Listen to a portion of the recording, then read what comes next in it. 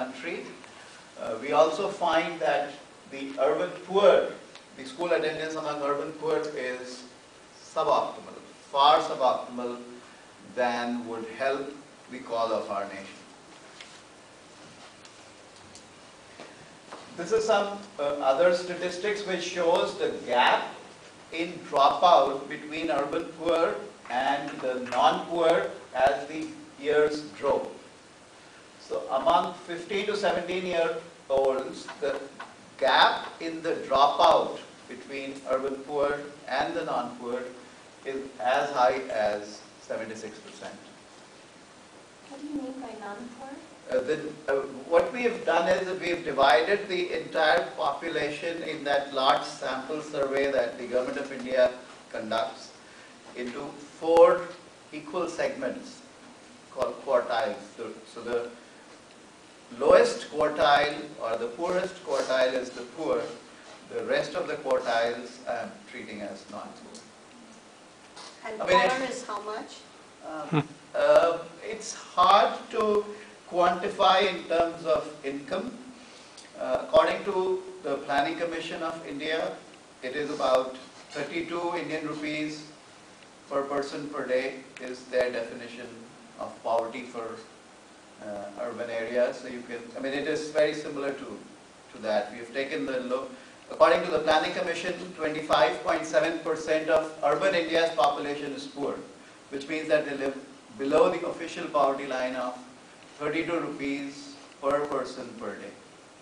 What would be the next 25%? How? They would also be quite bad. So, if we look at the situation in reality, at least 50% of India's urban population would be very similar. We've done some analysis on the nutrition side, not on the education side, and we found that the chronic undernutrition, which was 54% among the poorest quartile, is about 48% in the next quartile, which is what you just asked. So it is safe to assume that the next quartile is only a shade bit better than the poorest quartile. Actually, in India, we know that people living at less than $2 a day, that proportion is very, very high.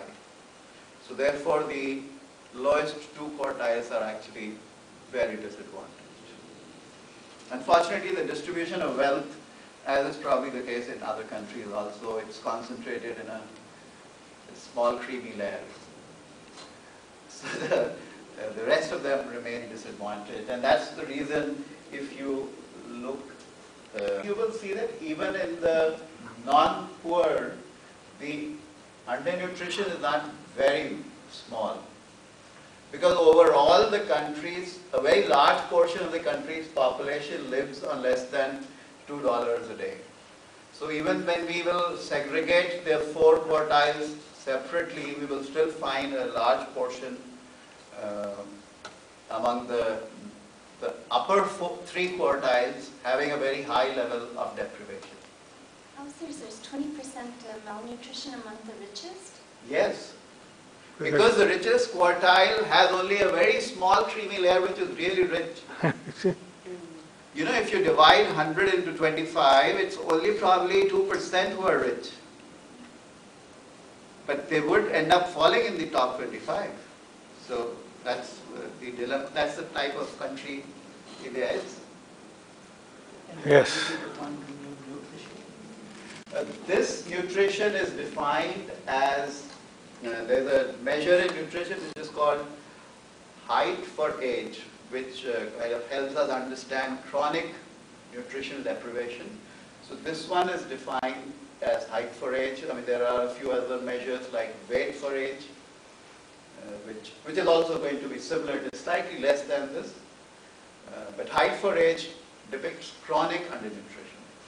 So it would actually also signify food deprivation.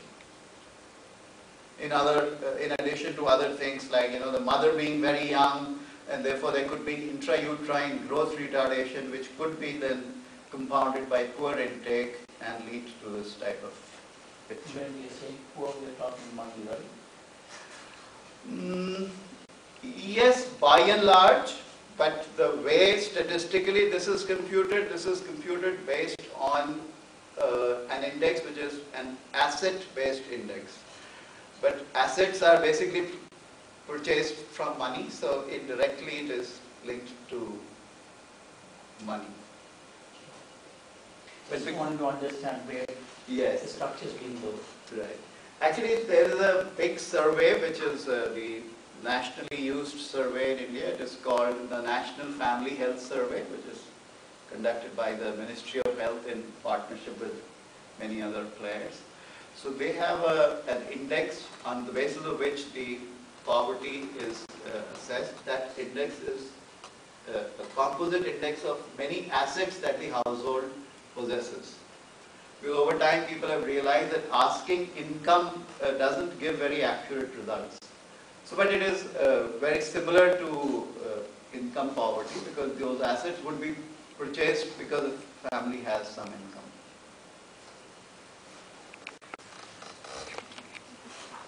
So we were looking at, so these were two types of disparities: health of the population, that is the officially designated urban poor every year. Which means in terms of health and education, you need to cater to a very large children or a very large number of women who will be pregnant and therefore need care, and babies will be born and need care, and then eventually grow up and need education. And among the lowest two quartiles, which is the point that you had raised, about 12 million children less than 5 years are chronically undernourished. बहुत से देशों की population नहीं होती है 12 million. हमारे देश की पॉपुलेशन बहुत है, बट सिर्फ शहरी पार्ट ऑफ द कंट्री में 12 million children less than 5 years are chronically undernourished. If you are chronically undernourished, it affects your brain development also. It affects brain development. It will affect physical capacity.